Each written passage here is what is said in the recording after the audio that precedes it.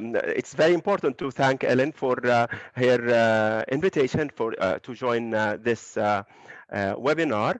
I'm going to talk about the priorities in demographic theory and modeling of international migration and mobilities, actually. But before starting, I would like to give a quick comment on the presentation. The presentation actually of the team is inspiring, especially that they use a lot of data sets and they summarized it in a very attractive, very visual way. So let me now move to my short presentation, short comment on the topic in general. So I specified a set of topics to talk about as related to the overall theme of the webinar. So first I talk about why migration is important. We know that it's important, but I would like to shed some highlights on the why important from demographic point of view, and also migration and demography, the interrelationships between migration and demography. Third, I'm going to talk about conventional measures of migration, and I question whether they are enough or we need more to develop more measures on migration, and also to talk about the need for dynamic and innovative measures of migration. And then I end up talking about the way forward with special focus on the new and junior and the next generation demographers and population scientists. So if I talk about the first topic, which is migration is important, we all know that migration is, as a whole, for the whole overall population of the world, is negligible. It is 3.4% only of the overall population, but this quantification by percentages hides the fact that they are 272. This is the estimate of 2019. So now they are more than that, even with the COVID phase or the COVID pandemic. So we're talking about a large number of population, despite the fact that the percentage related to the population of the world is not that high. So, and also internal migration is about, in fact, is about triple the international migration. So if you're talking about the mobile people or those people who are mobile, you're talking about 1 billion out of the 7.8 billion of the population. Here, migration is important, and the importance also of migration that the migrants are not evenly distributed among the world map. So they follow specific routes, and they affect specific countries negatively or and positively, of course, mainly positively. So they also the political and economic and socio-cultural dimensions of migration are important. So from a political point of view, from the economic point of view, which is very important, which is crystallized in the remittances, and as well as the socio-cultural dimensions of migration. So migration is very important for the human being, through which the people move, not only physically, but the thoughts move also, and philosophies, religions, and so on. In addition to the mobility of pandemics as well. So this is just to show the importance of migration. I've moved quickly because of the time constraints to migration and demography. But actually, migration and is one important factor in population dynamics, in addition to the other two important factors also, which are births and deaths. But the fact that, I believe that not because I'm a demographer working in migration field, but because migration actually is more important, or as important as both births and deaths combined, simply because when someone moves from one place to the other, he or she actually did a sort of the two things. He dies in he gives the effect of dying when he leave his country of origin, and he gives the effect of being born again in another country. So, and also because it involves two places, the place of origin and place of destination, rather than deaths and births where they occur in one place.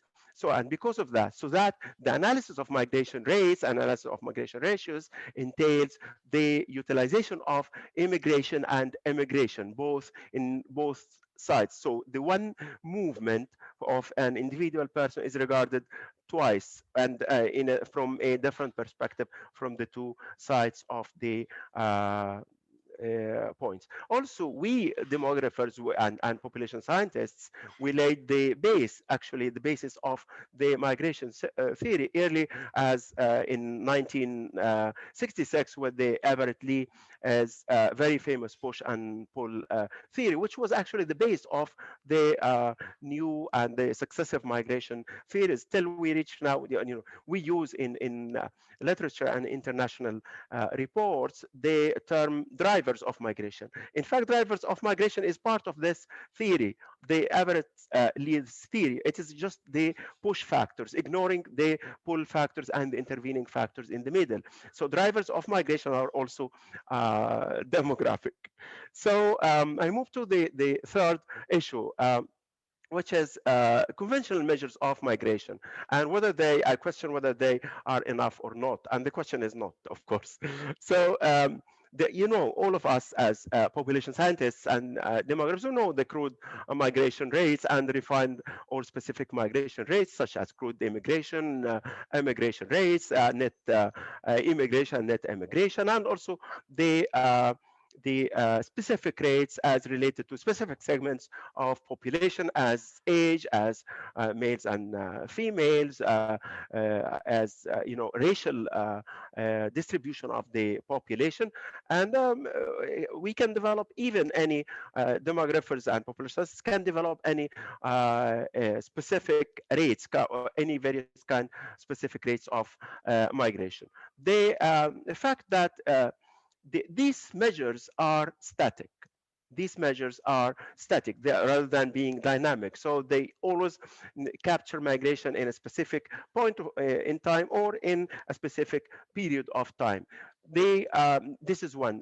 Two, doesn't capture new types of human mobility. These measures don't capture new types of human mobility that prevail nowadays. So we do feel that there is a need for dynamic and innovative measures of migration that can also capture the regular migration, measures of regular migration, instead of just reporting those who arrive to a specific destination in receiving countries. We need to develop demographic measures for this. Also, the mixed migration, I know that the term is not preferred for some countries, but we need also to define and reshape the term of mixed migration and develop measures to just present the mixed migration not only in academic work, but also in the arena of policies related to migration. Also, we need to develop measures for circular migration, which is now prevailing more than ever, seasonal migration as well, and the most important one for nowadays is measures of crisis-related migration, such as the COVID-19 and its related unrelated crisis issues. So actually, I end up to the last point that I would like to talk about, which is the way forward. What can be done? There is a need for migration data, whether structured migration data, the conventional ones, or the ones that were presented in the main presentation in this webinar. So the big data and the new and innovative data sets. Second, the need for new techniques in the analysis of migration data. So the conventional measures of migration that we always use in demography are not enough to capture new phenomena on migration and new types of mobility, and also the speed way of population mobility nowadays. So we cannot wait. I mean that of course, we wait for 1 year to calculate the annual rate, but we need other intermediate ways of calculating human mobility, in addition to the rigid measures of migration. So accommodation of new terms also related to new types of human mobility is very important, as I mentioned, such as the mixed migration and other related terms. The last thing, which is very important, which is part of the IUSSP mission and mandate also, which is training of new demographers, training of the new generation demographers and population scientists in order to, to follow up and to do their work and to be involved in the data collection or related to in relation to migration and also the analysis of data. Thank you very much. Thank you, Ayman. Thank you for such a comprehensive, such a rich presentation. We so appreciate it. You've really set the stage. And we're going to now turn to Mari McAuliffe, and her presentation